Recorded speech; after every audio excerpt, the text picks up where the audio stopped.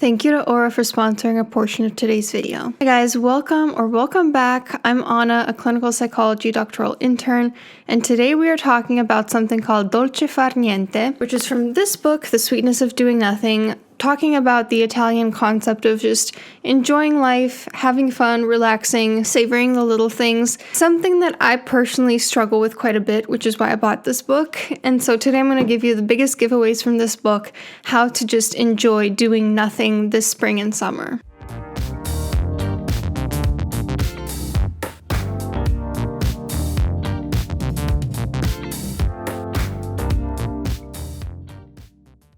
So this concept, dolce far niente, let me know if I'm pronouncing it right if you're Italian. It literally means the sweetness of doing nothing, which means enjoying the sweetness of the moment, even if you're not doing anything productive. My grandma always says she can find happiness even in just a cup of coffee in the morning. She's just able to savor the little things. And I think this is partly what this book talks about, the ability to be mindful in the moment, to turn everything into a moment of beauty and sweetness. Lesson number 1 from this book is don't rush. I'm starting with this one because it's the one that I struggle with the most. But the book talks about how it's really important to take your time, to do things slowly, to not rush into things, to not multitask, to really keep it one task at a time. This not only helps clear your mind, helps keep you more mindful of the present moment, but it's also helpful for living longer, or at least having it feel like you're living longer. Because if everything is just very fast, go, go, go all the time, you're kind of racing through life.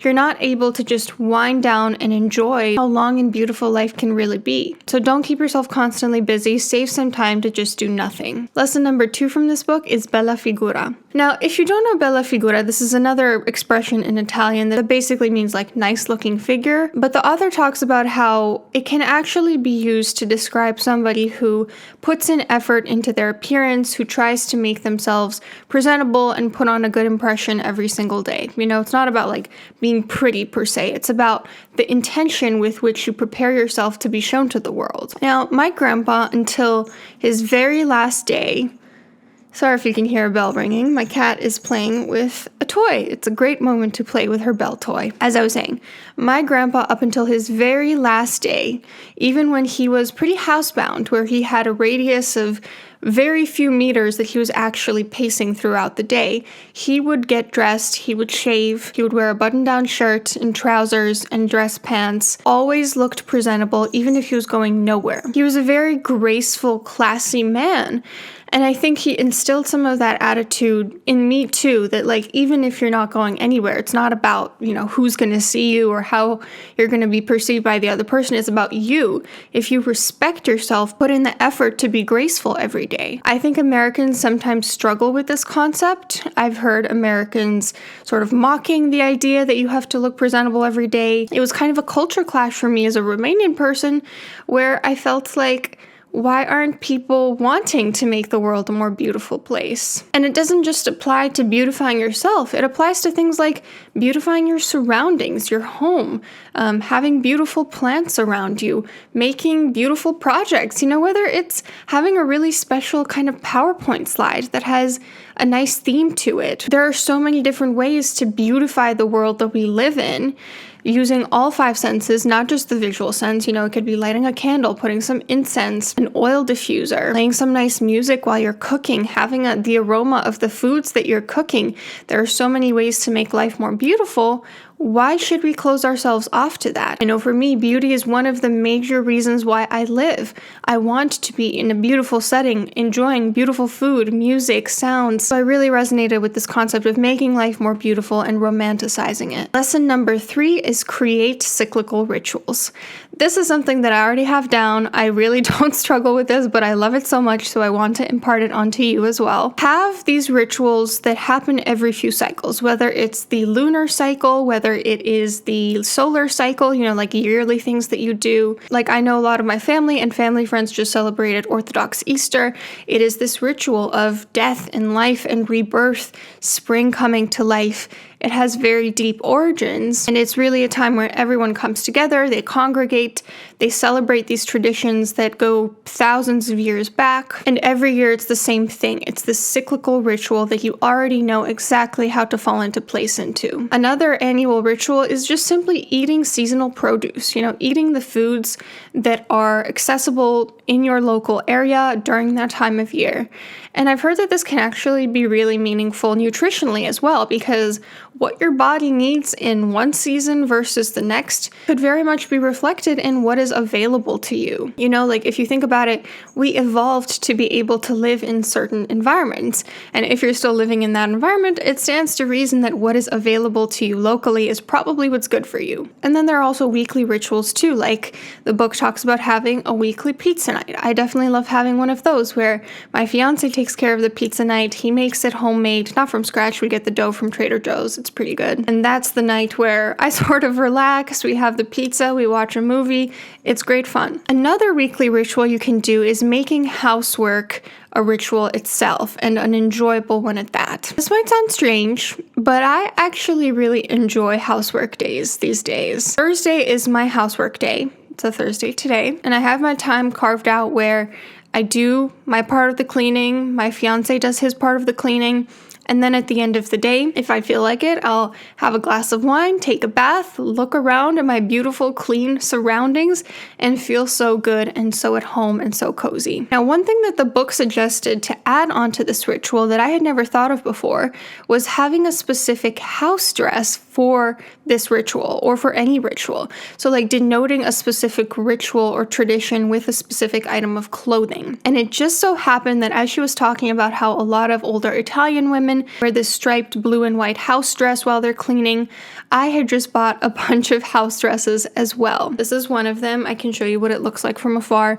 And then I bought a couple others as well. And I figured, what a great coincidence. This is going to now be my housework day dress. And then there are other rituals that you can beautify that honestly we all do if you think about it as well, like going grocery shopping. The author talks about how you can make grocery shopping not something that you have to do once a week that you dread, but something that you do every few days that can be really enjoyable for you. I remember in the summer when I was in Romania, my grandma would go almost every day to the piazza, which is like an open air market. It was her thing, I would hear her 6, 7 a.m. coming back with a fresh baguette. And part of the reason for this is that, fridges were smaller back in the day. There was a scarcity of food and money, so it didn't make sense to buy in bulk. If you can do something more often and turn it into something fun, why not do that rather than just doing it in bulk where it feels like a chore? And so I think it's really special to do things like that with loved ones that just make life brighter for you. Another lesson from this book is to take time to play. Now, I've made videos on play before. I specifically would urge you to watch my Summer of Mischief video from last year where I talk about getting in this sprightly fairy mindset. And I really see a fairy mindset as a combination between a maiden archetype and a siren archetype, where you're having fun, you're being mischievous, you're playing, you're laughing, relaxing, traveling, enjoying leisure, enjoying life, celebrating. Play is something that, especially now as it's starting to get warm again, it's starting to be important for me again. I can feel myself getting back into that mindset. I'm considering making another video about it altogether. But she talks about it in this book too, that it's really important to dance, to play card games, to spend time in the garden, to do all the different forms of doing nothing, which is exactly what I said play is. Play is something fun that you're doing for no other purpose than because it is fun. It has no secondary gain for you. And if it does, that's not the intention of it. Someone commented on a video that they were super impressed my cat can open the door. Honestly, yeah, it is super impressive. Taking time to play also requires keeping these razor sharp boundaries between work and leisure, and taking long vacations, taking prolonged periods of just relaxing and being able to have fun. I used to have a job where I was kind of around the clock. If a client called me, I had the option to not answer, but most times I would answer. And now I work at a place where luckily is very much not like that, where when you're off of work, you're off of work. I have my work laptop that I do not open unless it is between business hours. So I do really strongly encourage you, if you struggle with work-life balance, keep those boundaries razor sharp. Now, this is a really good place to talk about today's sponsor, which is Aura. If you are anything like me and you struggle with taking things slowly and just taking time to relax and not multitasking, then this app is perfect for you. It contains guided meditations, sleep audios, hypnotherapy, calming music, nature sounds, breathwork, spirituality, stories, and so much more. It's an all-in-one app that can help with anxiety, depression, self-esteem, and so forth. I was really impressed by the fact that the people facilitating these guided meditations are actually professionals. They're actual licensed therapists, life coaches, hypnotherapists. So it's no wonder that the app won the Best of Apple award. It's used by over 7 million people, and it has an almost 5-star average out of 29,000 reviews on the App Store. I also really love that once you create an account, it tailors recommendations to your needs. So it has hundreds of options to choose from, not just a couple of options. It sends you reminders at a certain time of the day. Like for me, I asked it to send me a reminder at 8:30 p.m. right before I'm starting to wind down for bed. And it gives you personalized playlists based on your preferences. There was one on acceptance that I was really impressed by because it's so rare that you go on one of these apps and you actually see a guided meditation on something like acceptance, something that is so important to me, but I feel like a little bit niche. I've been using it every night before bed, and honestly, it's really been helping me to clear my head, wind down, sleep better, calm my anxiety, and you can get started for completely free on Aura's website if you use the link that I've put in the description and in the pinned comment. The first 500 people to sign up get a free trial and then an exclusive 25% off. I'm serious when I say that this really is a quality app, so this is a bargain. Thank you so much to Aura, and let's get into the next lesson from this book, which is treating your meals as sacred and healing breaks. One really big giveaway that I took from this book was take your lunch break and really make sure to take it fully. Step outside, get away from your work laptop, be mindful, enjoy it with other people. Something that before reading this book, I was not good at. I would eat lunch while doing paperwork in front of my computer in my little cubicle that has no windows. And nowadays, even if I don't have time to maybe go outside or it's raining outside, I still make sure to put away my laptop and to really focus on just eating and enjoying life while I'm having my lunch. I don't do paperwork during eating anymore. And part of the mindset of the Italians is that you need to eat for good digestion. And so in order to have good digestion, you have to be eating slowly, mindfully. You have to be in a good mood. You can't be multitasking. And so if you want good digestion, if you also want your gut health to be good, then this is also good for that. Another lesson is to take smaller breaks throughout the day. So for instance, the book talks about coffee breaks, time where you just carve out 5 to 10 minutes to enjoy a cup of coffee, have a chat with friends or coworkers, water cooler discussions and so forth, where you don't need to take your full lunch break, but you're still carving out some time for you to just relax and enjoy life. Ooh, it is getting sunny here. Another thing that they recommend is to have a pre-dinner drinks or appetizers with coworkers, an aperitivo. And I know that in the past when I have had the chance to do this, it has been so enjoyable. You still go home to have dinner there where it's cheaper and maybe more nutritious, but you're able to still find some time in between work and dinner to enjoy life with the people that you work with. And this also leads into my last lesson, which is to bond with your loved ones. This is similar from the lesson that I learned from the Ikigai book about the Japanese secret to living a long and happy life. But I think I'm starting to notice that across different cultures, this is a really important theme for longevity and happiness. Being able to enjoy time with family and friends who are the family that you choose, arguably. Maybe something that you can start is monthly get-togethers centered around a common hobby or interest.